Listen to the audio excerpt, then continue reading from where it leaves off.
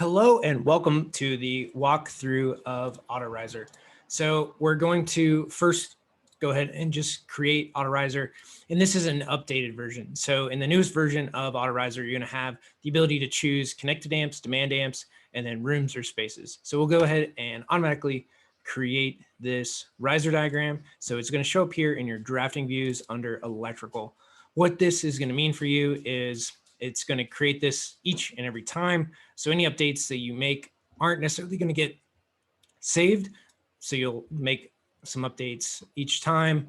If you want to change the text or anything like that, you'll be able to do so. The beauty with this is it's going to update from your panel schedules. So let's just look at MSB1 and MSB. So with these two panels, currently it's 225 and 100 amp buses. And let's just change these to reflect what we might actually have. So this MSB1 is outside, and let's just change this to a 1200 amp main with a 1200 amp MCB. And we'll do for MSB, we'll change this to 800 and 800. Change those two. Again, we'll just delete this riser and create a new one. So go ahead and hit OK. It's going to run through everything, and then we'll see that it's going to be updated. So MSB 800, 800, and MSB 1, 1200, 1200.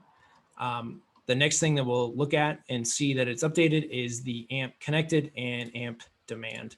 So this is, again, if you want that to show up on your riser, you can do so. First, we're going to populate a few extra receptacles throughout the model just to have additional load so that you can see the difference between connected and demand load. So we'll go ahead and launch here, and this will allow us to place more devices throughout our model. Apparently I need to renew my own license.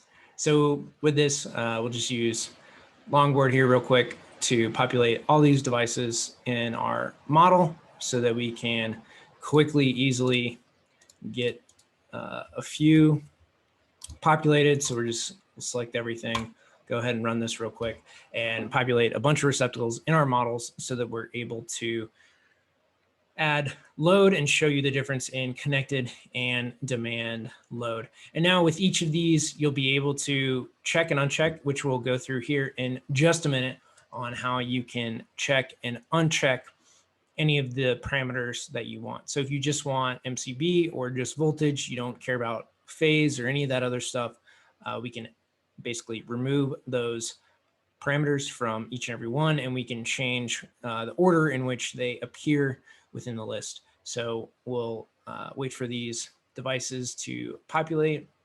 Just take another few seconds here to populate all these receptacles within our model so that we can add them to our circuits. And we're not going to be really picky about this, but we're going to just add effectively all of them to one panel on the floor just to show you the difference in connected and demand loads. So added quite a few receptacles. So we're going to basically just select everything in this view. We're going to go ahead and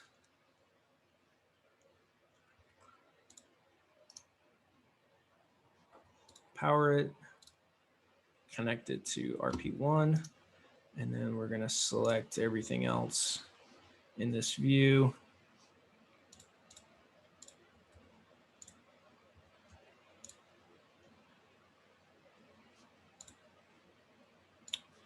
Just go ahead and edit the circuit. We're going to add everything.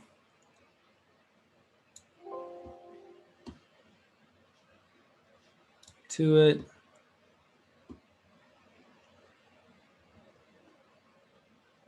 Again, I know this is not how you would typically design, but it is adding a ton of load to one panel. So we added that all to RP1.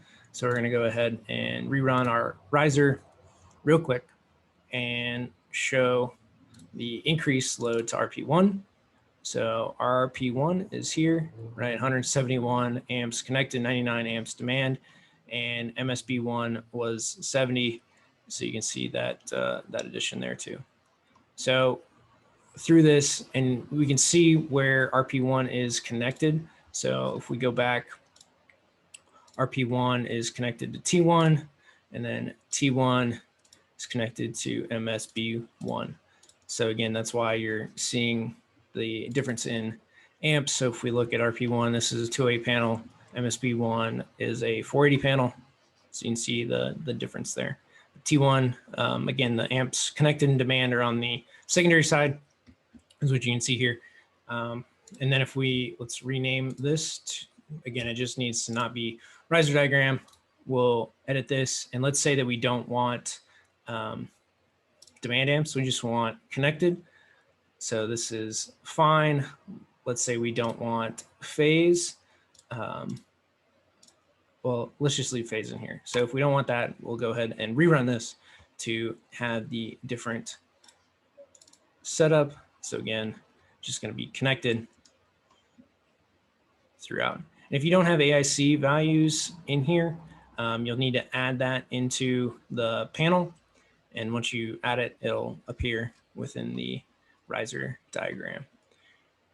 So this is the updated riser diagram. Again, quickly, easily, as you update your model, your schedule, you can, again, select whatever it is that you would like throughout to allow you to place and create your risers quickly, easily throughout your models. So again, here we go. And if you want space names or room names, the choice is yours. So that's the walkthrough of AutoRiser. Thank you for watching, and stay tuned for additional updates.